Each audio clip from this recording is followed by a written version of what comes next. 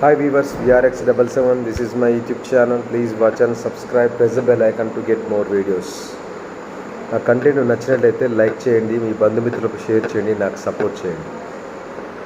ఆంధ్రప్రదేశ్ లోపల అనకాపల్లి లోపల ఒక హిజ్రా పైన జరిగినటువంటి సంఘటన మరవక ముందే కృష్ణా జిల్లా లోపల ఇంటి నుంచి తన మిత్రుల దగ్గరికి వెళ్తున్న ఒక అమ్మాయిని ఒక ఆటో లోపల కిడ్నాప్ చేసి ఒక 8 మంది సామూహిక అత్యాచారం చేసే సంఘటన బ్రేకింగ్ న్యూస్గా వస్తుంది. అయితే ఇంట్లో నుంచి తన మిత్రుడి దగ్గరికి వెళ్తున్నట్టు ఆ అమ్మాయిని ఆటోలో కిడ్నాప్ చేసి 4 రోజులు సామూహిక అత్యాచారం చేసినట్టు అమ్మాయి ఆటో డ్రైవర్ ద్వారా మన విజయవాడ పడమట పోలీస్ స్టేషన్లో కూడా కేసు నమోదు చేసింది. దర్యాప్తు చేసినటువంటి పోలీసు అధికారులు 8 మందిని అదుపులోకి తీసుకొని విచారణ చేస్తూ ఉన్నారు.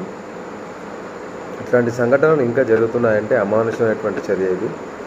ఎన్ని చట్టాలు తీసుకొచ్చినా, ఎన్ని దిశా చట్టాలు తీసుకొచ్చినా, ఎన్ని చట్టాలు తీసుకొచ్చినా అమ్మాయిలు మాత్రం స్వేచ్ఛగా బయట తిరగలేకపోతున్నారు. అన్ని రకాలుగా కాలేజీకి వెళ్ళేటువంటి విద్యార్థుల పైన, ప్రైవేటు సంస్థల్లో పనిచేసేటువంటి మహిళల పట్ల, ప్రతి ఒక్క రంగం లోపల ఈ మహిళల పట్ల అత్యాచారాలు పెరిగిపోతున్నాయి.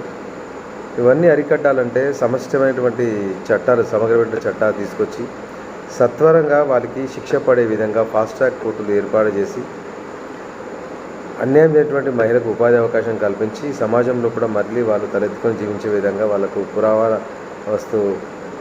వాళ్ళకు పునరావాసం ఏర్పాటు చేసి అదేవిధంగా ఈ యొక్క నిందితులను కఠినంగా శిక్షించాలని చెప్పేసి ఇట్లా ఎన్ని వీడియోస్ పెట్టినా, ఎంతమంది దిశా చట్టాలు తీసుకొచ్చినా, ఎన్ని నిర్భయ చట్టాలు తీసుకొచ్చినా అకృత్యాలు మాత్రం ఆగటం లేదు.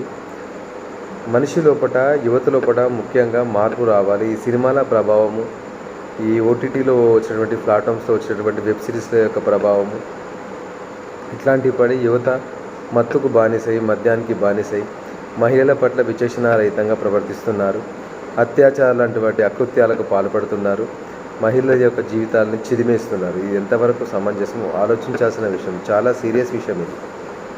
మరి దీనికి చట్టంలో కూడా సత్వరంగా మార్పులు తీసుకొచ్చి ఇలాంటి అకృత్యాలకు, అత్యాచారాలకు పాల్పడిన వాడికి సత్వరంగా త్వరితగతిన ఫాస్ట్ ట్రాక్ కోర్టుల ద్వారా శిక్ష విధించి కఠినమైన చట్టాలు తీసుకొస్తేనే ఇవి ఆగుతాయని చెప్పేసి అనిపిస్తుంది. ఇదే విధంగా చట్టాలు ఉండి, ఇదే విధంగా కోర్టుల వీటి యొక్క వ్యవహార శైలి ఉంటాయి.